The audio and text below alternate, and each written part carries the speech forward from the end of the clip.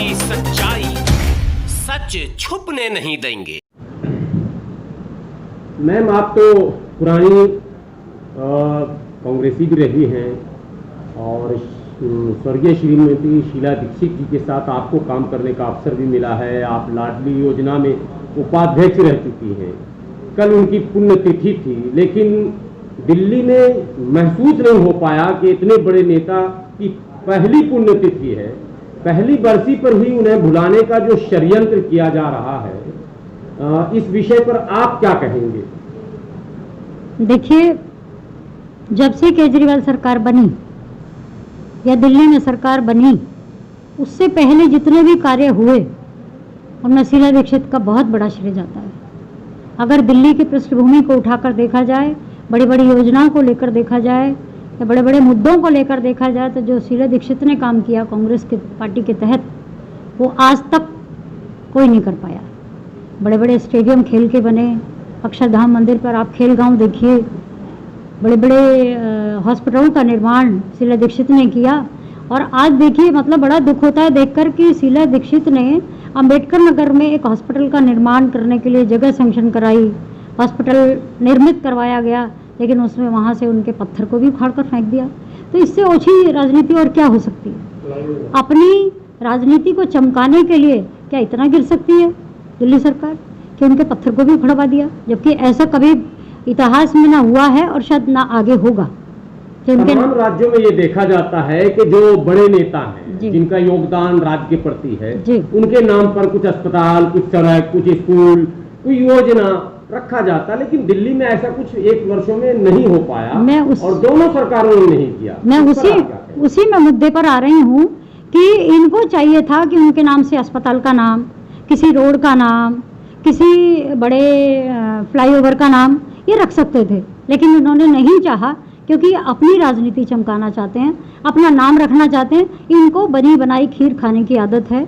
जितना भी काम कांग्रेस पार्टी ने किया, 70 सालों की जो भूमिका मोदी सरकार भी कहती रहती है, कांग्रेस ने ये किया, कांग्रेस ने ये नहीं किया, राहुल गांधी ये कहते हैं, प्रियंका गांधी ये कहती है, लेकिन मैं उनसे पूछना चाहती हूँ कि आदरणीय प्रधानमंत्री जी, एक बार बात तो बताइए कि आपने क्या किया?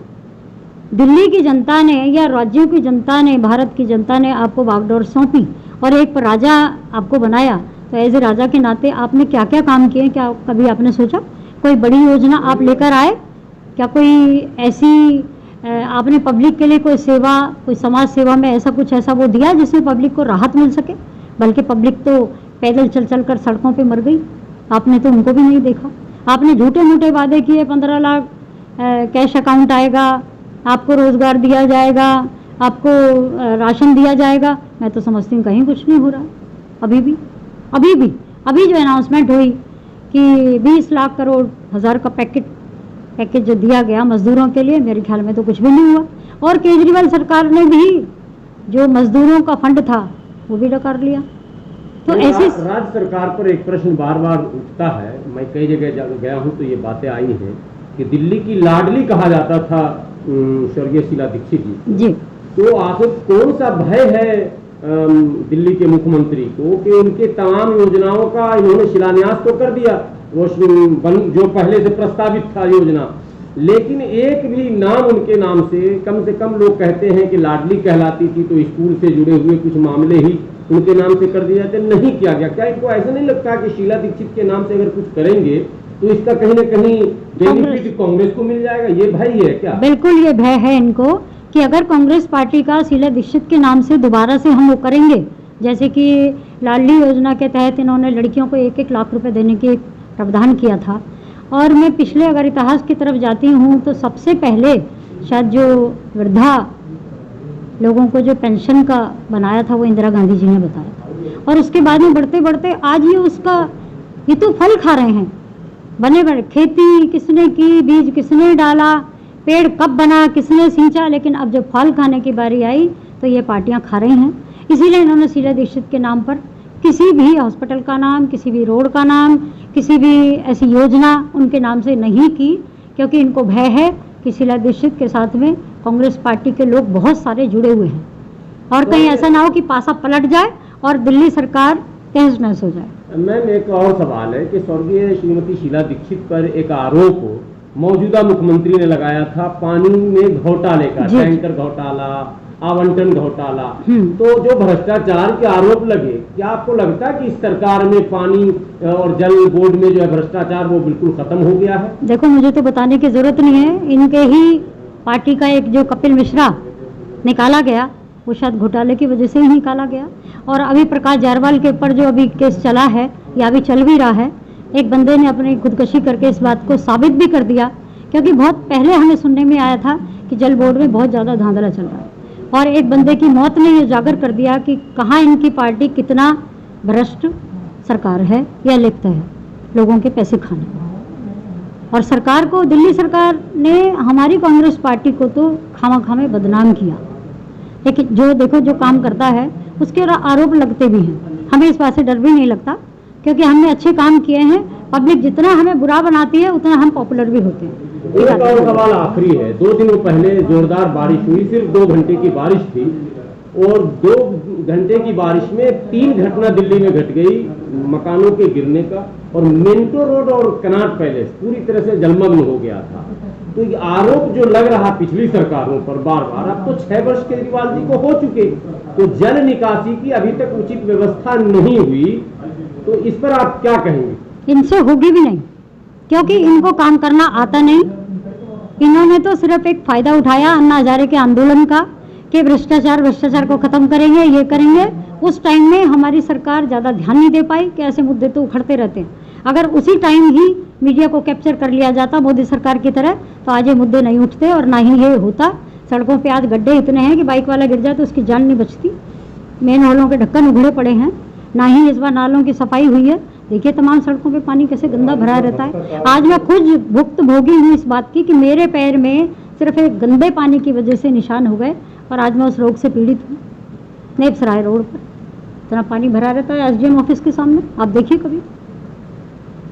तो जल निकासी पर पार्टी बिल्कुल फेल है, बिल्कुल फेल है, और दूसरों को सम्मान देने में भी फेल है। देने में भी फेल तक श्रीमती शीला दीक्षित को जो जिस सम्मान की वो हकदार थी, उन्हें वो सम्मान नहीं दिया गया। क्या इंटरनल आप प्रश्न पूछ रहा हूँ, कांग्रेस पार्टियों में भी उनको नजरअंदाज करने का? नहीं, बिल्कुल ऐसा नहीं है। हमारी कांग्रेस पार्टी पूरी तरह नतमस्तक है शीला दीक्षित के लिए।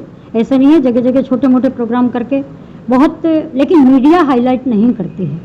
मीडिया को बिल्कुल सख्त आदेश हैं कि कांग्रेस पार्टी का कोई भी प्रोग्राम अगर अच्छे से होता है तो उसको बिल्कुल नहीं दिखाएंगे, और जो दिखता है वही बिकता है। तो सरकार की योजना बड़ी नपी तुली है, मांझी हुई है कि आप बिल्कुल कांग्रेस पार्टी का कोई अच्छा काम नहीं दिखाएंगे। जबकि राशन की बात अभी पीछे आई थी, इतना राशन बटा, केजरीवाल सरकार के तहत भी बटा, और जो कांग्रेस पार्टी के या एनजीओ के लोगों ने बांटा, तो मैं क्या पूछ सकती हूँ कि केजरीवाल सरकार ने क्या बांटा? फिर एक बार ये क्वेश्चन उठता है। इतनी एनजीओ आगे आई, इतना फंड मोदी सरकार में दिया गया।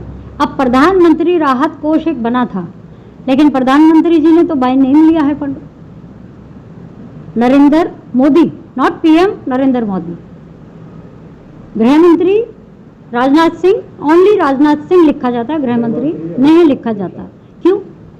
क्योंकि उस पैसे का पर्सनली गवर्न करेंगे, आपस में बांटकर उसको खा जाएंगे या उद्योगपतियों को बचा देंगे। ये सारे जो हंगामे हुए पिछले 2013-14 में, ये सब सिर्फ भारत के मतलब भोली भाली जनता को बेवकूफ बनाया गया। इसका मतलब भ्रष्टाचार अनवरत चल रहा। बिल्कुल बिल्कुल बेवकूफ बनाया गया लोगों को। और मुझे तो ये लगता है कि पब्लिक को अब समझ जाना चाहिए कि हमें आगे क्या करना है। ऐसे भ्रष्ट लोगों को, ऐसे कैरेक्टर लूज लोगों को बिल्कुल नहीं लाने देना चाहिए, बिल्कुल आना नहीं चाहिए, जिनको यही नहीं पता कि देश को कैसे चलाया जाता है। आज देखिए आप, चाइना की तरफ से, लद्दाख की तरफ से कितनी हमारी ज़मीन चली गई है, और उसको फिर भी चाइना के लिए कह दिया जाता है अभी बातें चल रही हैं, लेकिन गारंटी कोई नहीं है। तो क्यों गारंटी नहीं है? क्या आपका देश सक्षम नहीं? क्या आपके सैनिकों में इतना बल नहीं रहा? आप नहीं चाहते, आप देश को टोटली बेच देना चाहते हैं। हम 1947 पर जब हम आए थे, देश के बुरे हालात थे। नेहरू जी ने अगर चाहते तो वो भी मंदिर बना सकते थे, लेकिन नेहरू जी ने मंदिर नहीं बनाए। आप राम मंदिर के पीछे आपने इतनी पब्लिक को मरवा दिया, राम मंदिर नहीं बनाया उन्होंने। या कोई गिरजाघर नहीं बनाया, राष्ट्र उन्होंने निर्माण में लग गए। हॉस्पिटल बनाए, उन्होंने कॉलेजेस बनवाए। आज उनके नाम पर देखिए आप, राज्यों में देखिए आप, इन्होंने कितने कॉलेज और हॉस्पिटल बनाए, आप देख सकते हैं। आप मीडिया का तो बहुत ज़्यादा इस टाइम रोल है, जो सही बातों को लोगों के सामने ला सके। मैं तो समझती हूँ वही पत्रकार बहुत बढ़िया है। बहुत बहुत धन्यवाद आपका।